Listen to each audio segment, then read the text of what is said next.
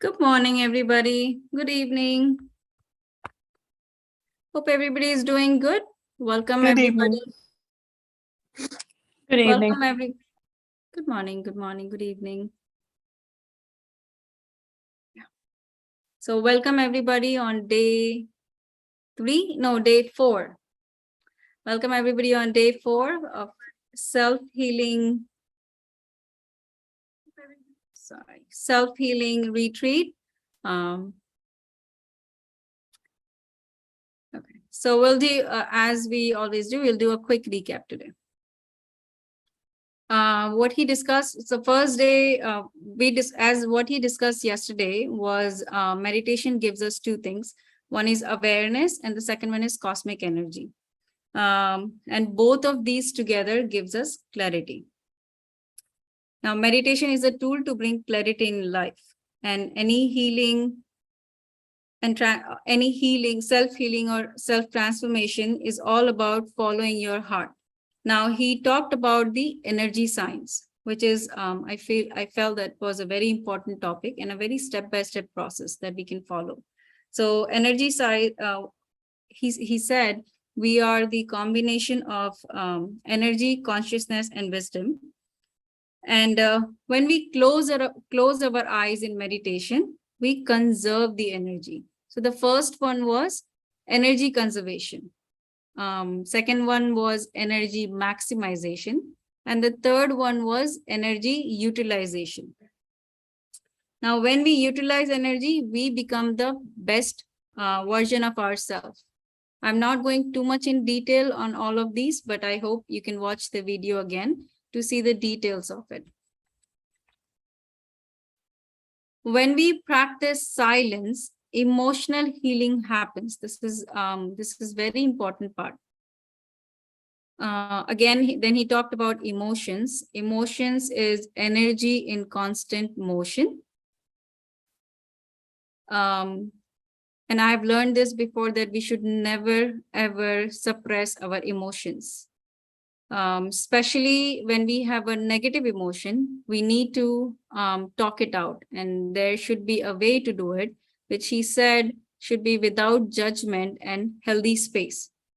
Now, he talked about particularly anger. I'm going to sum it up for all the emotion. All emotions are our energy. This is our own energy. And when we find out the root cause behind that emotion, that why it is occurring in ourselves, once we find out the root cause behind that emotion, then there is a shift in our thinking, or then we shift from the emotion to the root cause. Whatever the root cause would be, then we start working on the root cause. Then we know whether we need to work on it or whether we need to clear that root cause.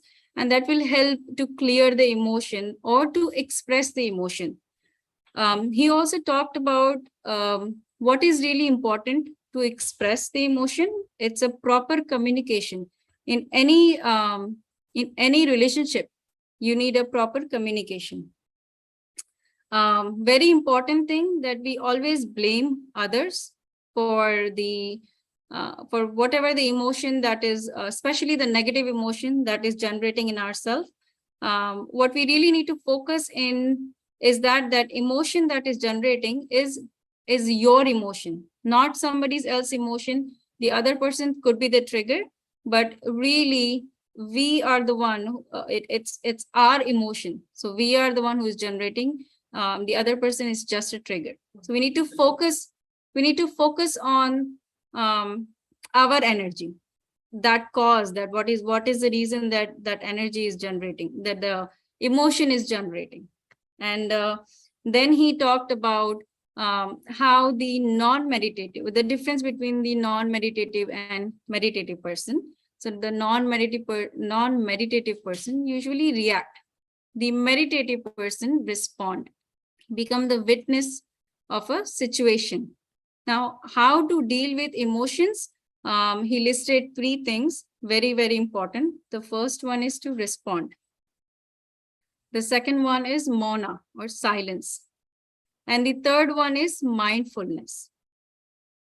And at the end, he talked about, which after a question answer, he talked about this beautiful differentiation between mind and soul.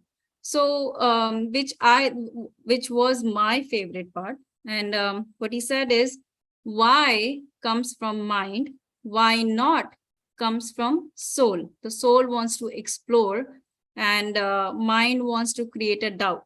He also talked about that mind does a classification of good and bad feelings, right? But the soul, no matter whether it's good or bad, he wants to experience he wants to experience everything, whether it's good or bad. The soul doesn't classify. The mind is, again, because there are doubts, it is beating around the bush, right? It's going around and around, what to do, what not to do. But soul is pretty straightforward. It knows what to do.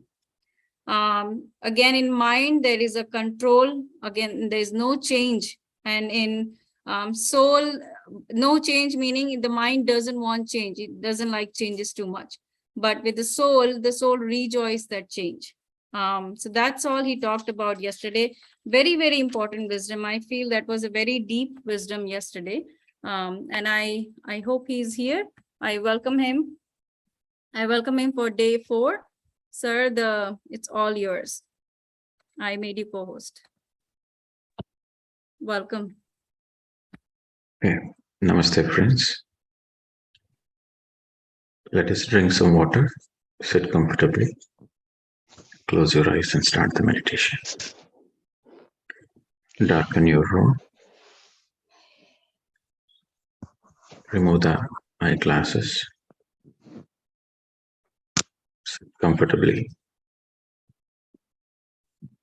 closing your eyes and just being with your normal, natural breath. For the next 1 hour, let us enjoy the intense meditation. The more we are with our breath, the more we are healing ourselves.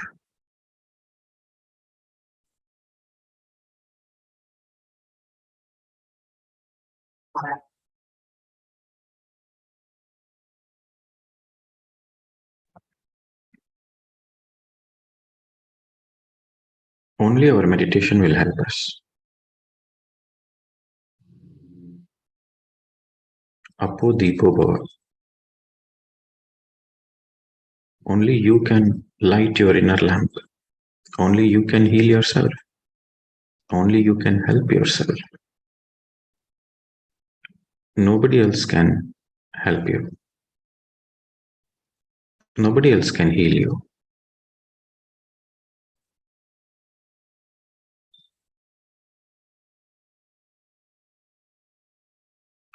Only you can heal yourself through your own meditation, my dear friends. And meditation means being with your normal, natural breath. And the moment you notice any thoughts, don't fight with your thoughts. Don't go behind your thoughts.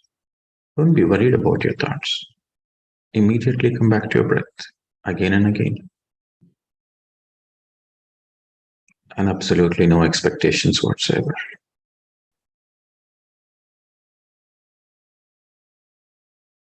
You are just closing your eyes and being with your own breath.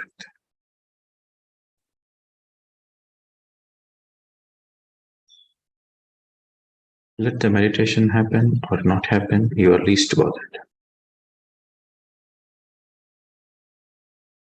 You just witness your natural breath, soft breath, tranquil breath.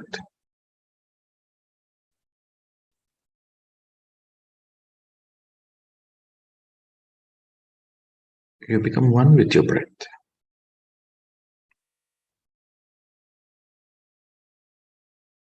You follow your natural breath.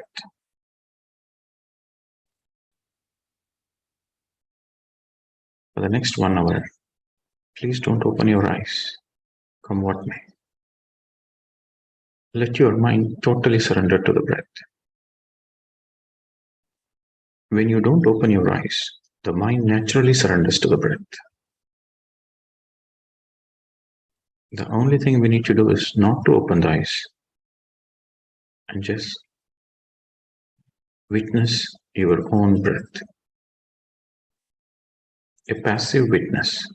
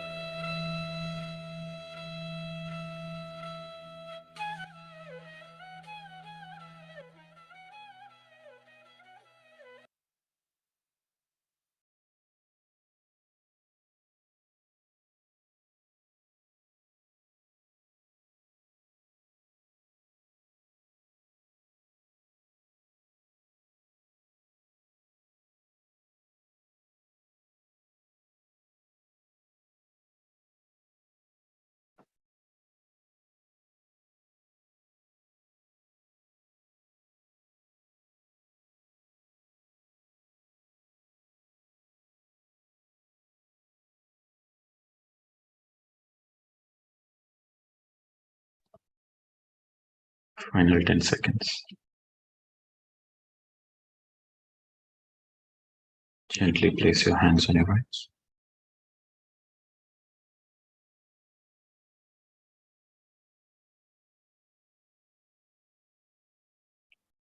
6, 5, 4, 3, 2, 1, 0. You may slowly open your eyes whenever you're ready. And immediately drink some water.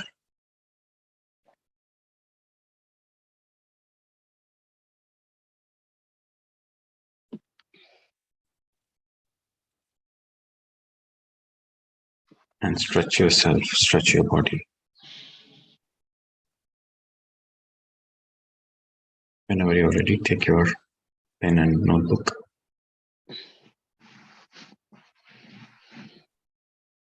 We will integrate.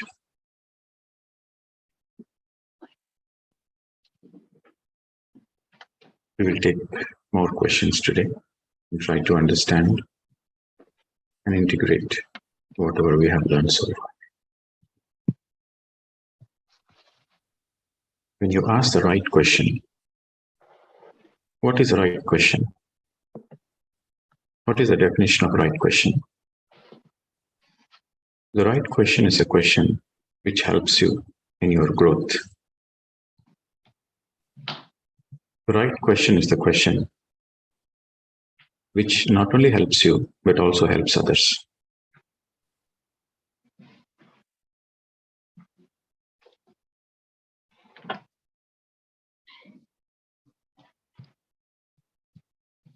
Your focus of asking the question should be to have more clarity, to have more understanding. The way you ask the question reflects your sincerity.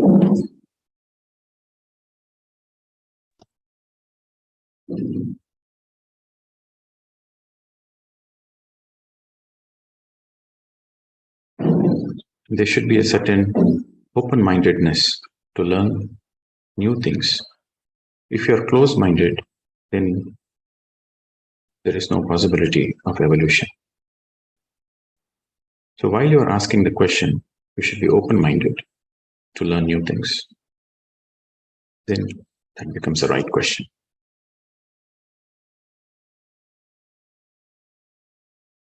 So this 7 days online program is more about understanding the self, healing the self. So whenever we discuss about the subject of the self, you should always remember that we should handle ourselves with care. And put the title, Handle with Care, and underline. You should handle yourself with care.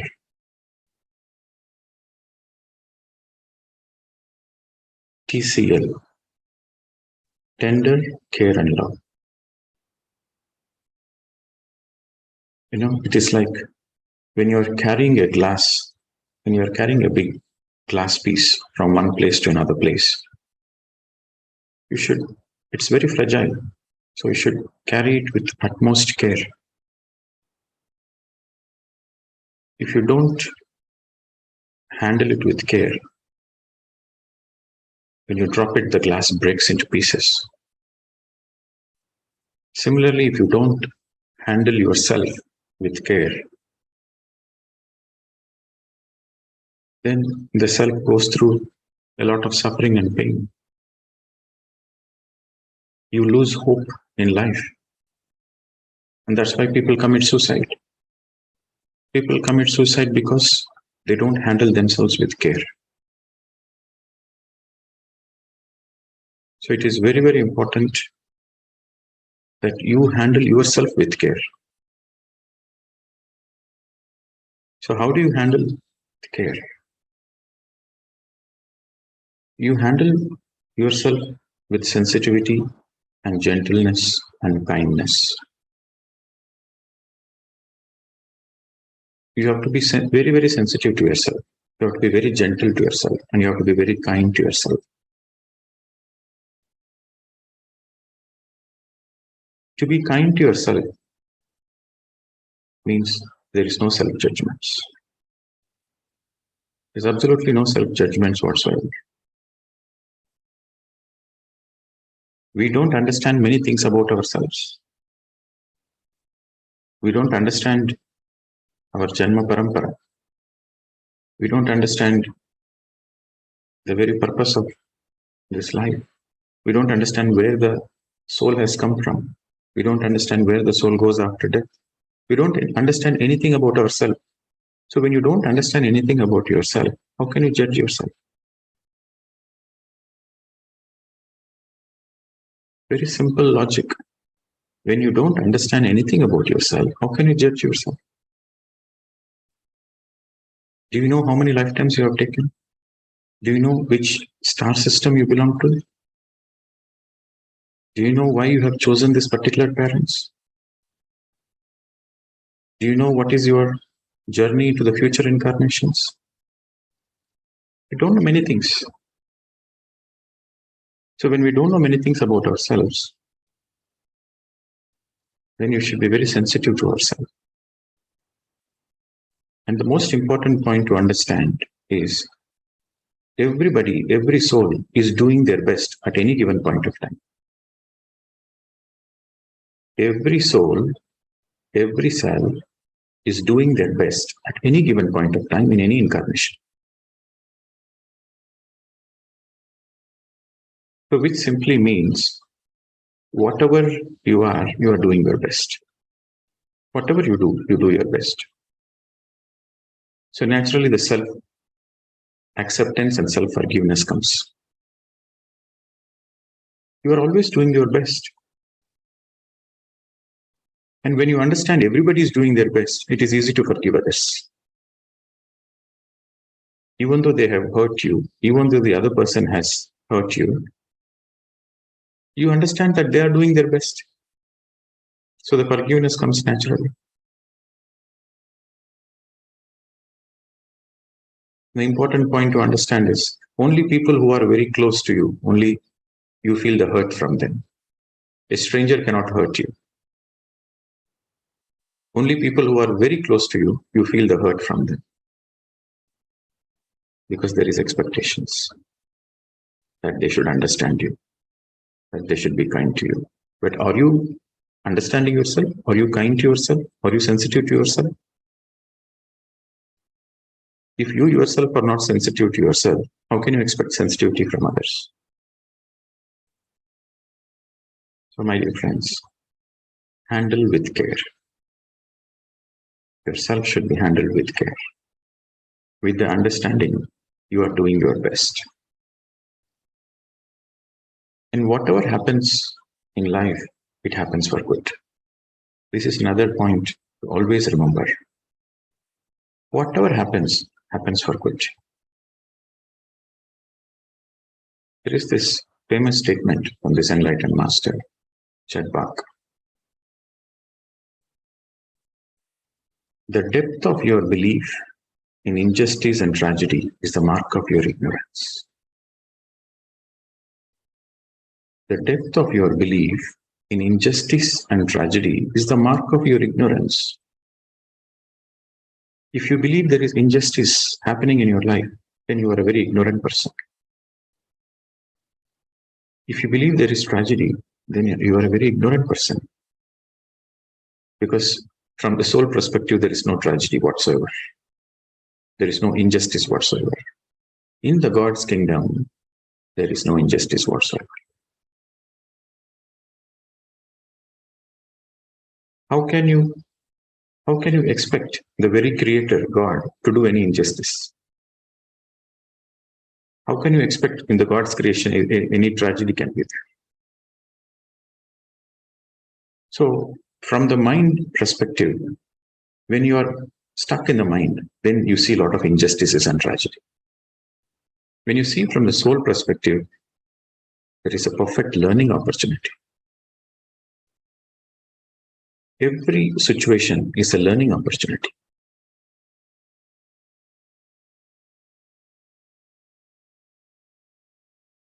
And when you understand that every situation is a learning opportunity, then you don't waste time.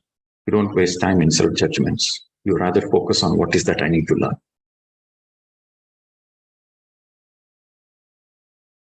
Judgments comes from the mind. Learning comes from the soul. Separation comes from the mind. Acceptance comes from the soul.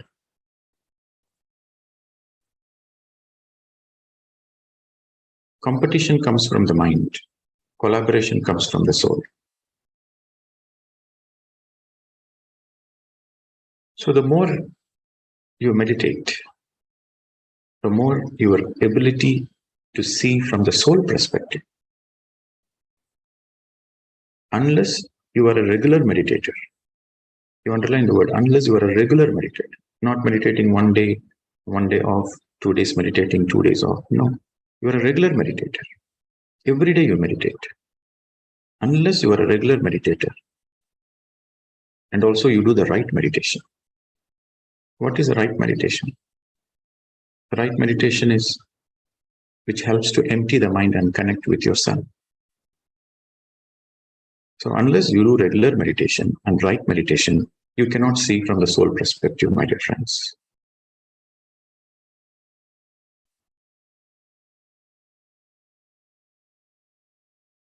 And when you are able to see from the soul perspective, and life is a celebration. Life is an opportunity. Every moment is an opportunity for evolution. Every moment is an opportunity for enjoyment. Every moment is an opportunity for enlightenment.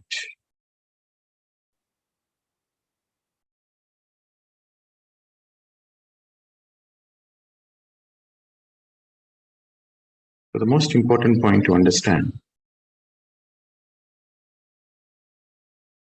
whatever happens, whatever might be the situation, whether it is a bad situation, ugly situation, terrible situation, whatever might be the situation, that is necessary for your evolution, that is necessary for your growth. And there is no injustice whatsoever. So your focus is always on the lessons. At any given point of time, your focus is always on the lessons. What is that I can learn from this? When your focus is always on the lessons to be learned, then you don't have time and energy to complain. If you are complaining in your life, that means you are stuck in your mind. Complaint comes from the mind.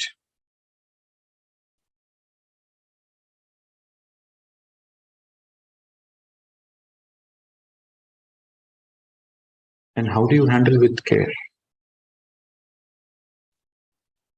The more you do meditation, the more you are handling yourself with care. Slow and steady always wins the race. What is slow and steady? When you close your eyes and observe the breath, you slow down. When you read the right spiritual books, when you participate in the Sajjana Sangatya means Sat-jana means truth seekers. When you have the spiritual debate among the truth seekers with the senior master, with an enlightened master, you are having the spiritual debate. That is satsang. So the more you read books, the more you participate in the spiritual debate, you steady yourself. Meditation means slowing down, reading the right spiritual books, and then satsang is you steady yourself. So slow and steady always wins the race.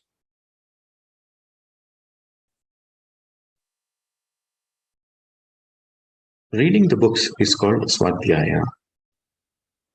Swadhyaya means Swa-adhyaya means self-study. Whenever you read the book of any enlightened master, you study yourself more. You understand yourself more. That is self-study. You reflect upon yourself. You don't read the books for knowledge. You read the books for self-study. When you read a book and that book is helping you to understand more about yourself. That is the right spiritual book. When you read the book Living with the Himalayan Masters by Swami Rama, or Autobiography of Yogi, or A Soul's Journey by Peter Richelieu, when you read these kind of books, you understand more about your own journey, your own spiritual journey. That is the right spiritual book.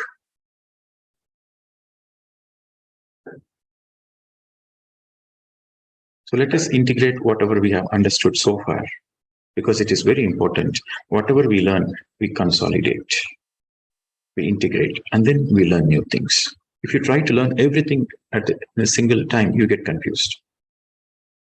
Always one thing at a time. So whatever we discussed so far, we'll try to integrate today. And from tomorrow and day after, you will understand a little more about relationships. Okay. So you may raise your hand to ask your questions. And once again, the question should be a meaningful question, the right question. Okay, you may raise the hand.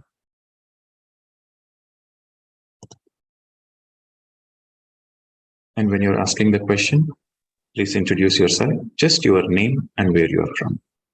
And let the question be simple and straightforward, straight to the point. Yes, Madam Joban. I'm Sunita. I'm from Edmonton, Alberta. My question is related to, it came up on day 2 when we were, you were talking about why keeping eyes is closed. And I'm wondering that when someone is physically not able to engage a sense, say, for example, if a person is blind, does that mean that meditation or turning inwards or understanding yourself is easier?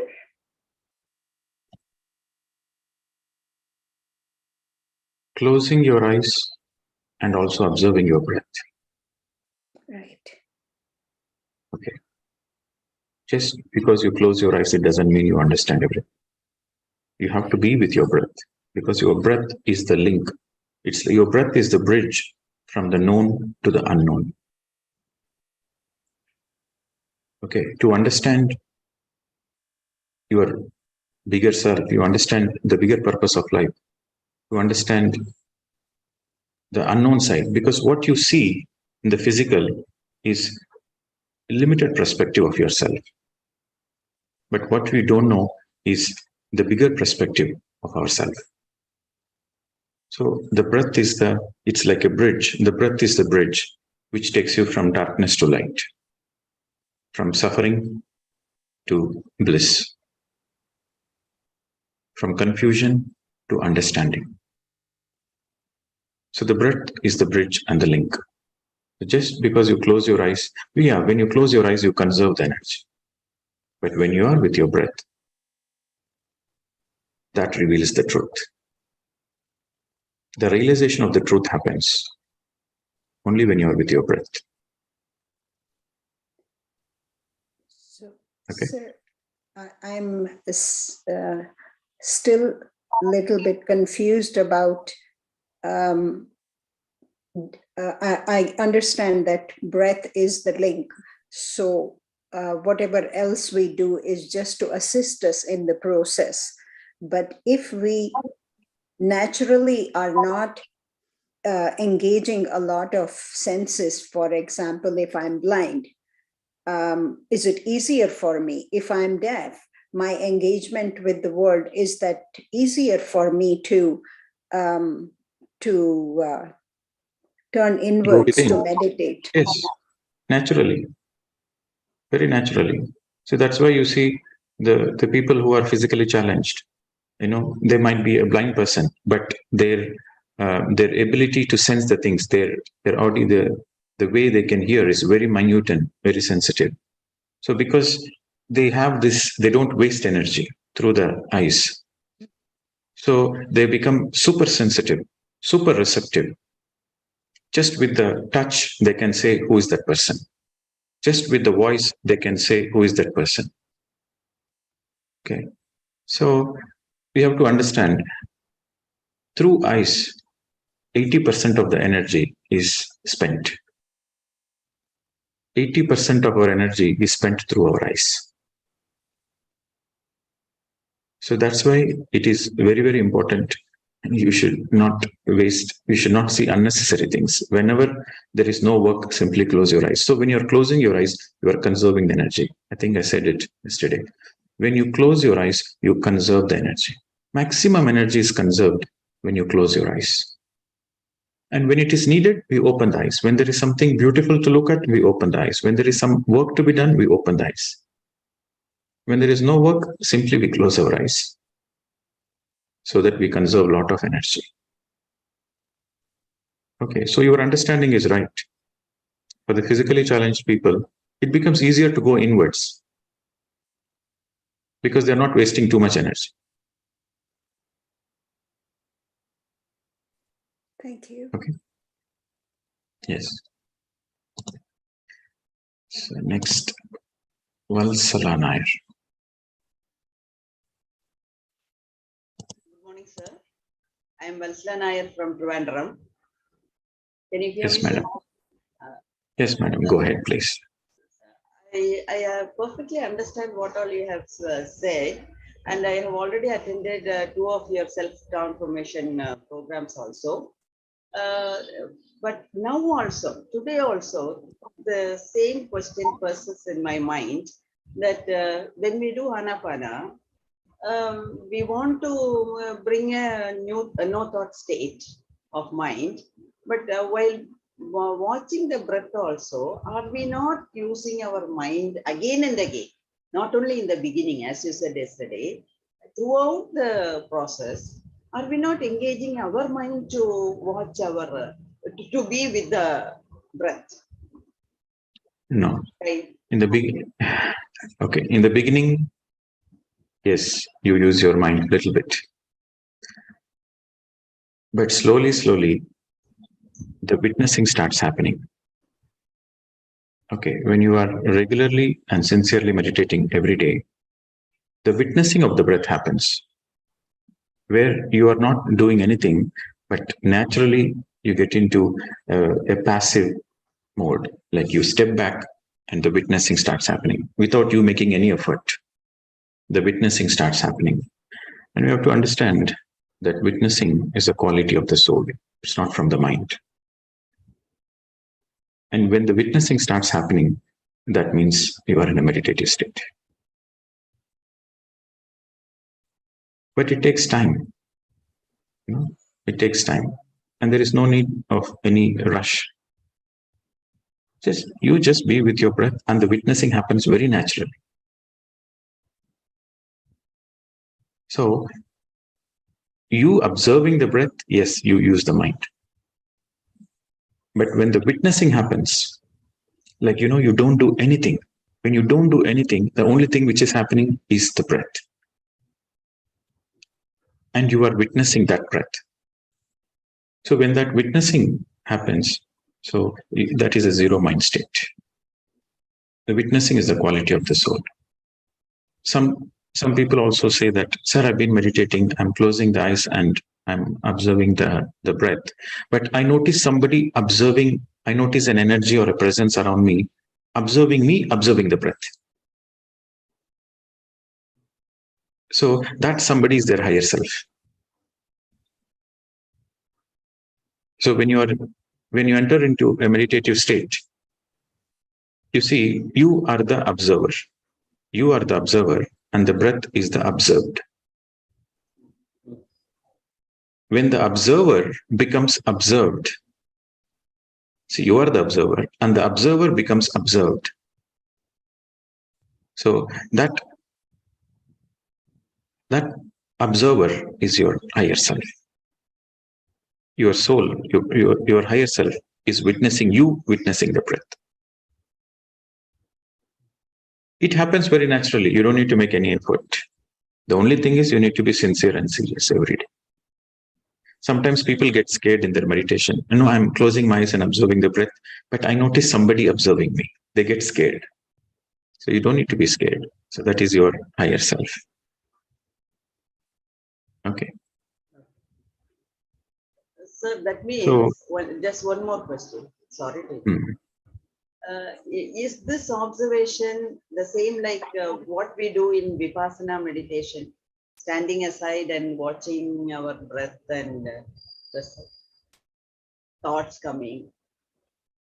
Vipassana, yes. You see, Vipassana, whatever you are mentioning about Goenka's Vipassana, right? So in Vipassana, they begin correctly. Okay, they begin with Anapanasati. Actually, there are 3 stages. Anapanasati, the first stage. The second stage is Kayanupasana. And the third stage is Vipassana.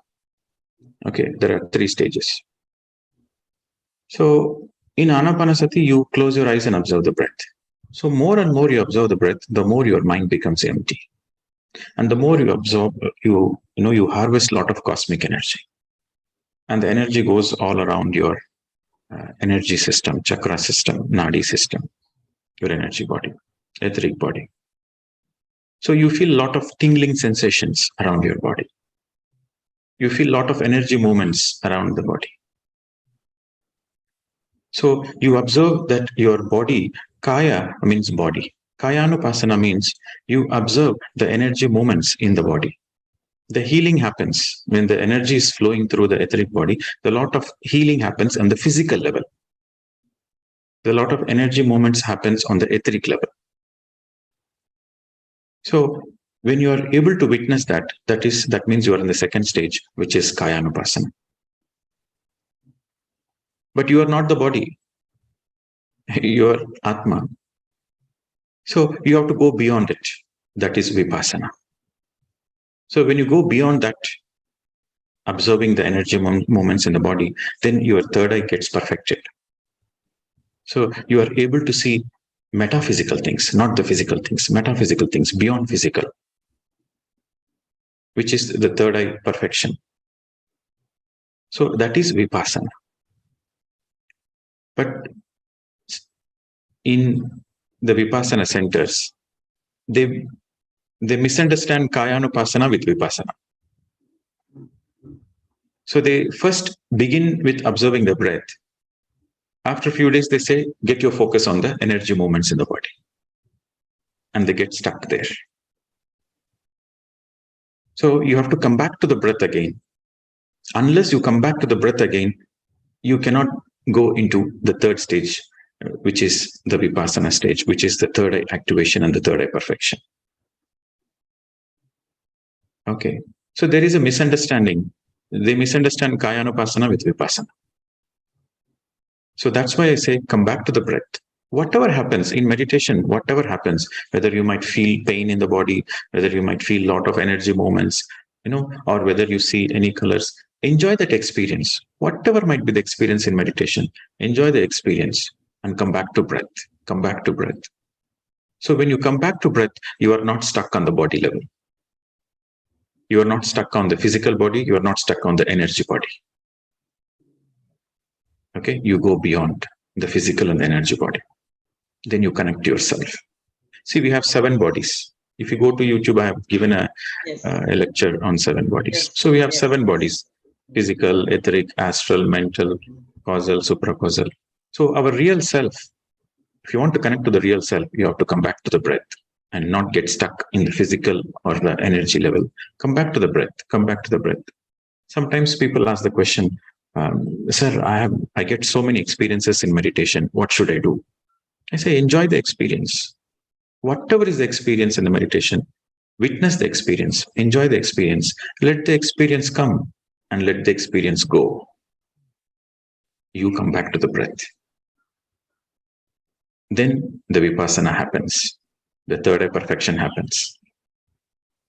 First is the third eye activation. During the third eye activation, you see a lot of tingling sensation in between the eyebrows, forehead, and then you see a lot of colors. You see a lot of visions. You see a lot of images. And then the third eye perfection means the fourth eye opens. We have 4 eyes. The first eye is the physical eye. The 2 physical eyes, you see the physical world. That is the first eye. So when you close your first eye, the second eye is active. The second eye is your imagination, your mind's eye. Okay, you can close your eyes and still you can visualize a lot of things. You can still see a lot of things. So that is your second eye, your imagination eye, your visualization eye. So when you close your physical eyes, when you are with your breath, the second eye also gets closed. That means your mind becomes empty. Then your third eye opens.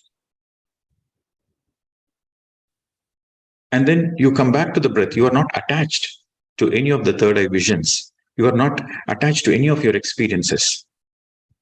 You just enjoy the experience and then you let go. You let go and come back to the breath. Come back to the breath. So when you're able to let go all your visions and all your experiences, then the third eye closes. Then the fourth eye opens, which is your wisdom eye. The fourth eye is your spiritual eye, your wisdom eye. And some people, they get stuck in the third eye also. You should never get stuck in the third eye. Some people, they say, oh, I saw Buddha, I saw Jesus, I saw my past lives. So what? Let go of it. Enjoy the experience and let go. Because the very purpose of meditation is not to have third eye experiences. The very purpose of meditation is enlightenment, which happens only when your fourth eye opens. That is your wisdom eye. In the third eye, there is still a separation. In the third eye, you are seeing a vision. So you and the vision, the both are separate. There is a separation. In your perception, there is a separation. And also in the third eye, there is a lot of analysis, You see certain events, you see certain images, and you try to correlate with that. So still there is a possibility of great illusion. Still there is a possibility you misunderstand the things. Still there is a possibility you mess up the things because you use your mind to connect the dots. But the third eye perfection means when your fourth eye activates, your wisdom eye activates, your spiritual eye activates, without you making any effort, there is an understanding, there is a realization. Without you making any efforts, without you analyzing, without you using your mind, there is a simple understanding from within. There is a beautiful realization from within. That is the fourth eye, the wisdom eye. So, in the process of this spiritual journey, everybody goes through third eye activation, and everybody believes that that is the great truth. And everybody will go through the illusion, and everybody will fall in the pit. And again, they have to learn the lessons, not to get stuck with that. And after that, the fourth eye opens. The fourth eye, in other words, is called third eye perfection. A perfected third eye is beyond all the visions. It is simple understanding. Natural understanding. Natural understanding of the grandiose self. Natural understanding of the life events. When there is no judgments, when there is no complaints, when there is pure understanding, that means your fourth eye is open. Okay, madam? Thank you so much, sir. Today is the first day I am hearing about the fourth eye. Now I perfectly understand. Let me put it into practice. Thank you so much. Yes. So that's why I say normally I say don't get into the illusions. Because, some people say, oh, I got a vision, I got a message. I saw Patriji coming and giving a message. Why would Patriji come and give you a vision? He already gave all his teachings. His teachings are all available in the YouTube. Why would you come into meditation and give a special message as if you are the most special person possible? So this is all people getting stuck into the illusions. And also, I say, oh, I saw the star beings. The star beings are coming and channeling the message. I saw the angels. I saw Mahavatar Babaji. And these are all they are stuck in the third eye illusions. See, we are not judging anybody. We are not against anybody. But we have to understand that everybody, invariably, everybody will misuse their gifts. So now let us speak about, since you asked this question, let me speak about Siddhi Buddhi. Okay. Ganesha has two wives, in the Indian mythology or the Indian understanding. Ganesha has two wives, Siddhi and Buddhi. What is Siddhi Buddhi? This is a very important concept everybody has to understand. Siddhi Buddhi. Siddhi means spiritual gifts. Every person who is in the path of meditation, who is in the path of enlightenment journey, he will get siddhis. Every person will get siddhis first. Siddhis simply means spiritual gifts. For example, you can see past lives. You can see other person's aura. You can heal somebody. You can channel angels. You can channel star beings. Okay. These are all siddhis, spiritual gifts. Every person who is in the path of meditation, who is in the path of enlightenment journey, they will get a lot of siddhis first. And invariably, everybody will misuse the gifts. Their intention is right. They are not bad people. Their intention is right. But because of the lack of understanding of the bigger picture of life, because of the lack of understanding the holistic approach of the entire creation, they think they are great saviors. And they try to misuse the gift. Their intention is right, but their understanding is wrong. So they misuse the gift. Invariably, everybody will misuse it in the beginning stages. And then they take many more lifetimes to realize that their very siddhi is actually a hindrance to their enlightenment. Their very siddhi is a trap. So when they realize this, they consciously let go of siddhi. Consciously let go of siddhi. When they let go of all the spiritual gifts consciously, then the buddhi comes, the wisdom comes, the fourth eye opens. When you are in the third eye stage, you are full of gifts. When you consciously let go, then your buddhi arises. Your buddhi happy. You have buddhi. You have a lot of wisdom. So that means you have the fourth eye, the spiritual eye. Okay. Thank you so much. Yes. Very much. Yes, madam. So next, Indira.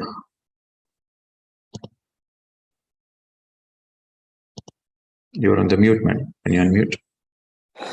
Namaskar, sir. I have a very simple question. How to stay fully Namaskar, awake? madam. But you tell me, you please introduce yourself, where you're from. Oh, So you should I'm be in- very mindful before you ask the question. yes. Okay. So this is Indira Saroya from Edmonton, sir. Yes, yes, madam. Go ahead. My question is very simple. How to stay fully awake throughout the meditation? Because sometimes when the body is tired, it's easy to fall asleep during the longer meditation. So that is my question. If at all you are sleeping during meditation, you enjoy the sleep. Sleep happily. The sleep is a gift that is called Yoga Nidra. And that is also part of meditation. Whenever you are sitting in meditation, if you are falling asleep, that means you have very, very low energy.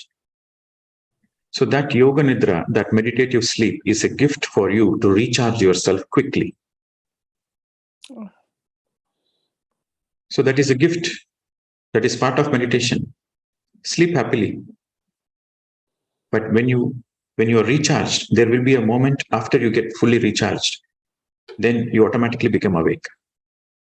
Okay. So that moment when you become awake, you continue the meditation without opening the eyes. Okay. So if you are sleeping in meditation, that simply means you have very low energy and you have to do more meditation. And enjoy the sleep. And more you do sincerely, regularly, every day you do meditation, then you don't fall asleep. Then naturally you are aware throughout the meditation. Let the awareness happen very naturally. You don't make any efforts not to sleep. You enjoy the sleep, and after you come out of the sleep, continue doing more meditation. Once your body is recharged with energy, even if you want to sleep, you cannot sleep in meditation. That also happens, sir, a lot of time. Then after very mindful or when staying fully awake and aware in meditation, after that, so much mind is charged or energy, re-energized ourselves, that it's very hard to then wind down the brain for sleep. That also is an experience. You don't need to wind down. You see, when you're with full of energy, then there is no need for you to sleep. So that is the time you read the books. Okay. That is the time you do your favorite hobbies. Okay, some people, you see, people are so worried. If they don't get sleep, they are worried. And if they get sleep, they are worried. You see, the funny situation, the more you do meditation, you have to understand, the more you do meditation, the more naturally your sleep requirements reduces. For a non-meditator, he sleeps 6 to 8 hours. But for a meditator, if you are meditating every day, then you don't need 6 to 8 hours of sleep. You just only need 3 to 4 hours of sleep. True. So if you're sleeping only 3 to 4 hours, then you save another 4 hours. So that 4 hours, you can use it for all your hobbies, to read more books and to enjoy your life. And, this question is related to one of the myths people have. Sometimes people say, the beginners of meditation or the people who don't know what is meditation, they say, sir, I want to meditate, but I don't have time. I'm a single mom. I have 2 kids. I have to go to work. I'm so busy, so busy. This is more of the Western thing. I don't have time. I don't have time. Everybody has 24 hours. And that particular person feels that I don't have time. So the myth is, unless you do meditation, you will not find time. Because the more and more you do meditation, the more you become efficient. So any work you do in 1 hour time, you will do it in 40 minutes. So you save 20 minutes time. So you have 20 minutes extra time in your hand. The more you do meditation, the more you become efficient in anything and everything you do. So you have a lot of time in your hands. And your sleep requirement reduces. So you have a lot of time. So for the people who complain, I don't have time, those are the people who need meditation. And if they do meditation, they will find a lot of time. You do meditation to have a lot of time. So this is the sequence. When you begin meditation, you fall asleep. You get into more and more of sleep. But more and more regular meditation you do, your sleep requirements reduces. Okay. This is a very natural course in the meditation journey. Not to be worried. Thank you so much, sir. Thank you. Okay. Jai Lakshmi. Good morning, sir. I am Jai Yes, Lakshmi, madam. at present from Sharjah, sir. I have got 2 things to ask.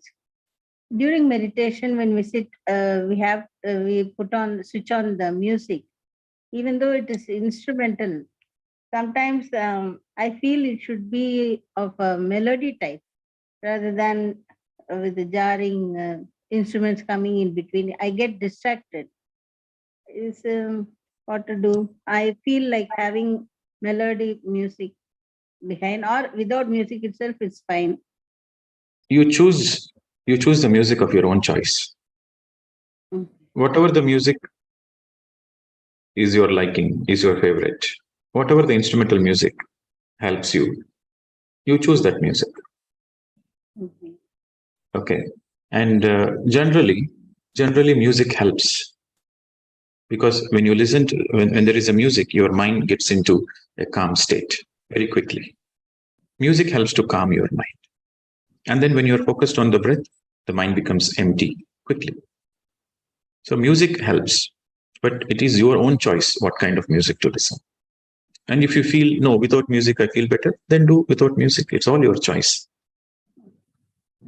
But generally music helps, but it is your individual choice. Okay. And the second thing, sir, before starting, can we have in our mind that I should know about my purpose of my life, or will it become Sankalpa Dhyana? No way. That is again a wrong meditation, Sankalpa Dhyanas. Yeah. When you say that I want to know my purpose of life, and then you have this question, you are having expectations. Okay. And every expectation leads to frustrations. And the expectation comes from the mind. Okay. So when you have this question put, and then you sit in meditation, where is the possibility of emptying the mind? Because the mind is expecting something. Okay. So that is again the wrong way to do meditation. Meditation, the very purpose of meditation is to let go of all the identities. To let go even your identity that you are a male and female, because you are soul. The soul doesn't have any identity.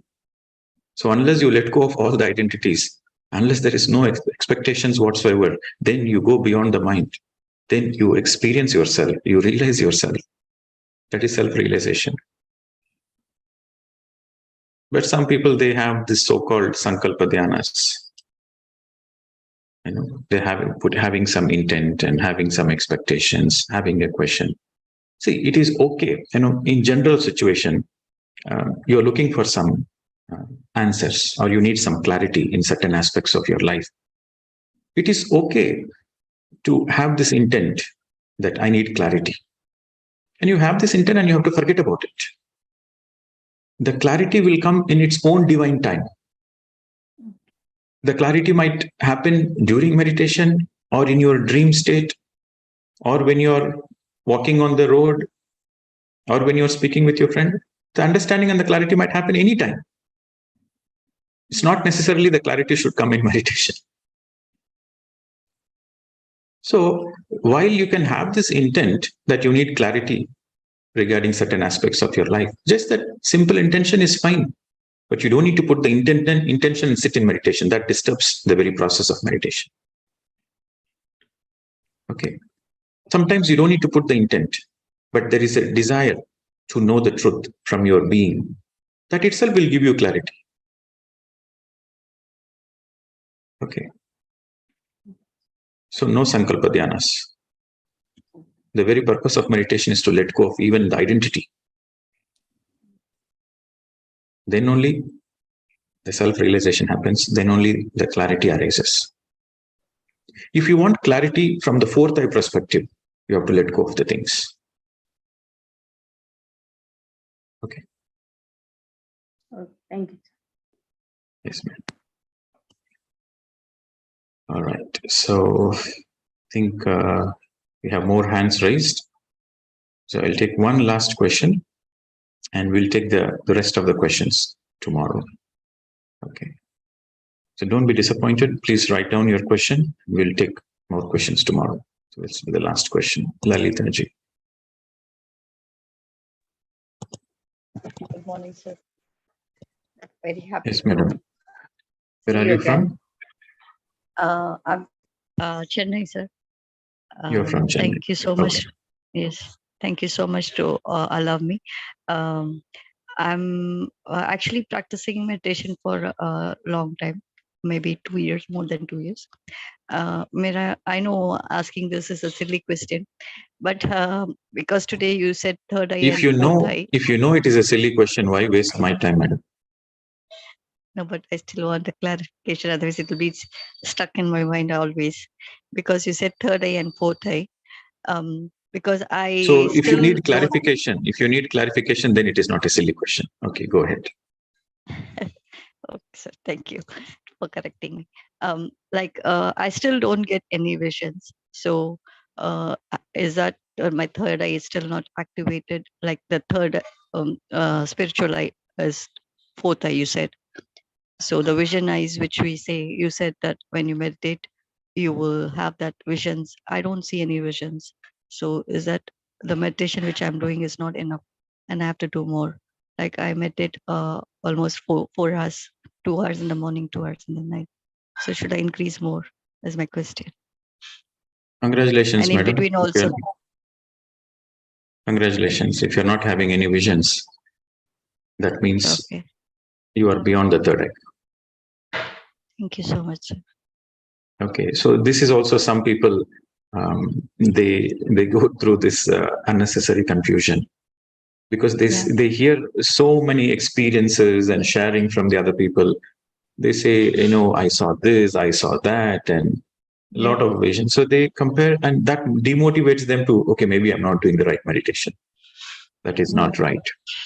The truth is, only the beginners of meditation will have third eye visions. Okay. But advanced meditators will not have any visions. Okay. So you are meditating sincerely every day, regularly. And if you're not having any visions, you're just enjoying the meditation process. You're just enjoying the meditative state. So that means you have gone beyond the third eye stage. Okay. So if you are, for example, if you are a meditator in your past life, if you are a yogi in your past life, and in this lifetime, you will never get any visions because you have crossed all that stage in your past lives. In my experience in this lifetime, I had no experience whatsoever.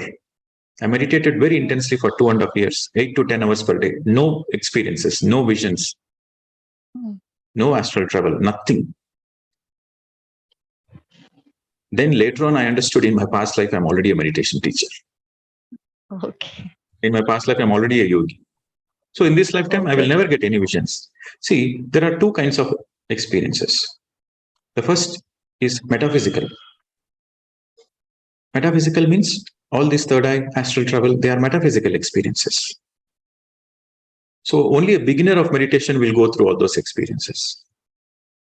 But once you become a yogi, once you become an advanced meditator, then you will not have metaphysical experiences. You will have practical experiences. Practical experiences are like, your intuition becomes sharp.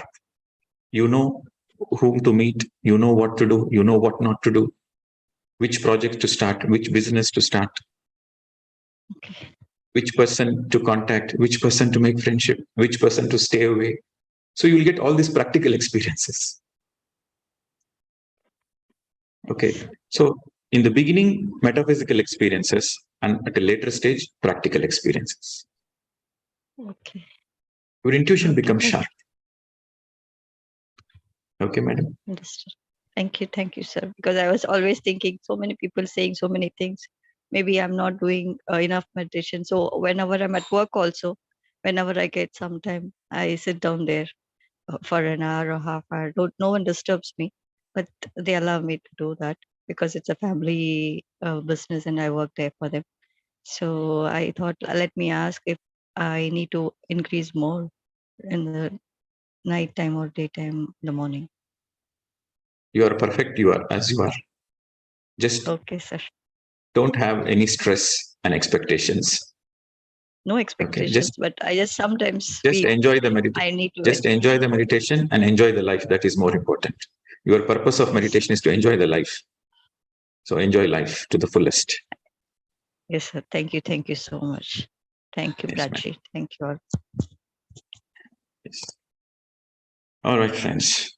So we'll see you again tomorrow, and we will take more questions tomorrow, and we will integrate. We will understand more and more. See, anytime you ask a right question, the right wisdom comes, and the integration happens. So it all depends on what kind of questions you ask. Okay. So we'll see you again tomorrow.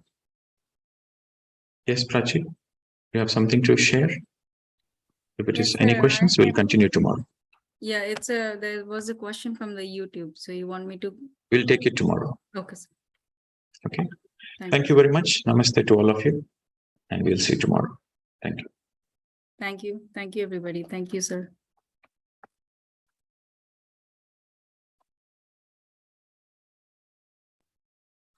Thank you, everybody, for joining. See you all tomorrow at the same time. Thank you.